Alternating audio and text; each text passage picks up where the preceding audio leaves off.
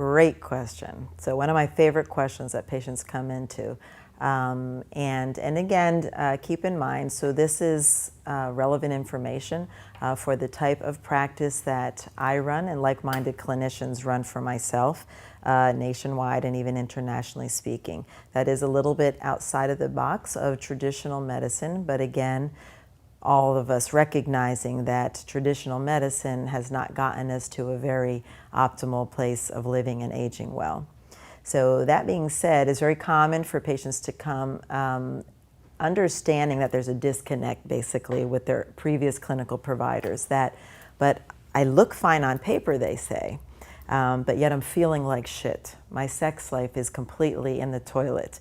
My energy is awful. I'm taking a nap every day. My hair's changing, my skin's changing. I don't respond to any of my exercise routines anymore. I think I'm depressed. I'm on 2 antidepressants. I'm on 2 medications for blood pressure and cholesterol.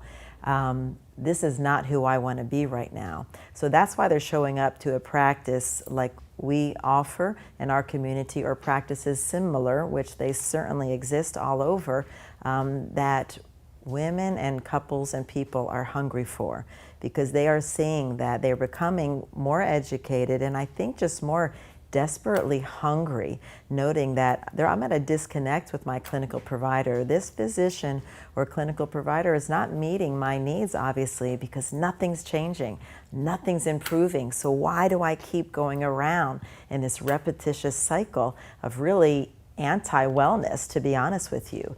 And we realize they become educated that it's a disease care system, not a healthcare system. And that's become kind of a popular term, but it's true.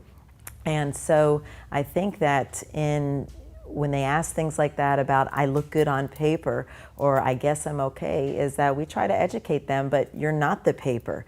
And shame on physicians too, who forget that these things that we have, these protocols, etc., if you notice, we really call them practice guidelines, right? They're parameters, they're guidelines, okay? And then you have to bring into the good old-fashioned, hey, we are a physician that has been educated, that has the power to make an impact on a patient's life, a patient who's coming, who's hungry for more. And so sometimes we have to know to not just treat the numbers, treat the papers, treat the diagnostic studies, but treat the individual that's right freaking in front of us. And physicians are forgetting this, but patients are waking up first.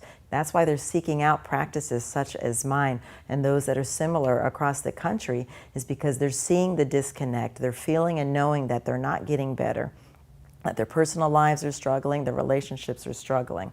And then we go and talk about that. Well, let's look at these values. So the lab values that most often I relate to patients is I say, well, you know what? Those are kind of values that are really for people that are fat, sick, nearly dead, and asexual. Sorry to say it, but that's what those values are for. So if you're okay in that group of people, then yes, you're right. What you were told is right. You're within range. You're within normal limits. But we don't strive for normal. In practices such as this, we strive for optimal. So optimal is a word that I use a lot. Sustainable choices, optimal living. Because what was in normal range on paper, how's that working for you? Not very well, right?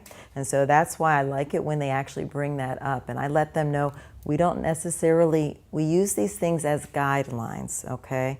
But they are not defining the course that we're going to do for you, because we're going to do what we call good old clinical feedback. I'm going to actually listen to you. I'm going to observe the course of the things that are happening while we're integrating different approaches with you.